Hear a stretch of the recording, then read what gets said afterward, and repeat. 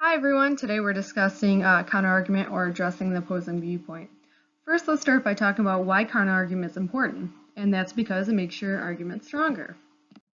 So what happens when you counterargue? You're actually considering a possible argument against your thesis or some aspect of your reasoning. Note, considering doesn't mean conceding. We're just taking a closer look. Counterargument is really a form of preparation. Just like when you're going camping, you anticipate or prepare what you're going to need, right? So you think like a tent, a sleeping bag, you anticipate that. In counterargument, you're anticipating what doubts and objections that a skeptical reader might have. Now remember, not all readers are necessarily receptive to our message. When we're writing in any capacity, especially an argument, our ethos, our own credibility as a writer is super important. Counterargument is just another tool to boost our ethos. It shows that we're level-headed, well-rounded, and we've really put some thought into this. All right, research both sides. And when I say research both sides, I mean spend equal time researching. Understanding both arguments will only strengthen your own. Make sure that you really understand the other point of view. Where are they coming from? Why do they think this? How does it work? But remember, this doesn't mean that you agree with it. When writing an essay, counterargument has two steps: the turn against your argument to challenge it, and the turn back to reaffirm it. So this requires you to take a look at your argument as a skeptical reader. So first, point out any problems with your demonstration, such as that a different conclusion could be drawn from the same facts, or certain evidence is ignored or played down. Next, point out if there are any disadvantages to what you propose. If you're proposing that the United States should utilize more wind power for energy, make sure you acknowledge that wind farms are often noisy and they ruin the view for area residents.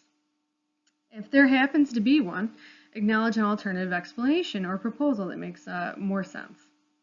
So why point out what could be viewed as a flaw with our own argument? Well, again, because we are anticipating any possible counterarguments and addressing them so that we can retain our ethos.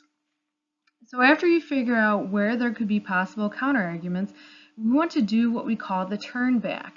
You're returning to your own argument, which you let your audience know with words like but, yet, however, to name a few. In the turn back, you're reasoning about the counterargument. This could be done in one of three ways. You can refute it, showing why it's mistaken, acknowledge its validity or plausibility, but show why it's less likely than your suggestion, or you can even concede its force and complicate your own idea accordingly. If the counterargument completely undermines your entire thesis, then this is an indicator that you need to go back to the drawing board. So one of the biggest questions always is, where do you put the counterargument? There isn't one way to write an essay, so there isn't exactly an X marks the spot for where to address the counterargument. But you can put it in the introduction as kind of like a hook for your reader to draw them in, as a section or paragraph just after your introduction, as it comes up naturally in the body paragraphs of your essay. I call that the tit for tat, or as a section or paragraph just before the conclusion. All right, so counterargument is an essential part of argument, but don't overdo it.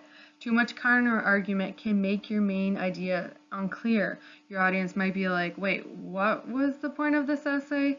And it can also make you seem unsure. Counterargument is an essential part of argument, but you still need to prove your point. Remember, the burden of proof is on you as the writer. All right, this sums up counterargument. Let's take what we've learned and bring it back to the assignment.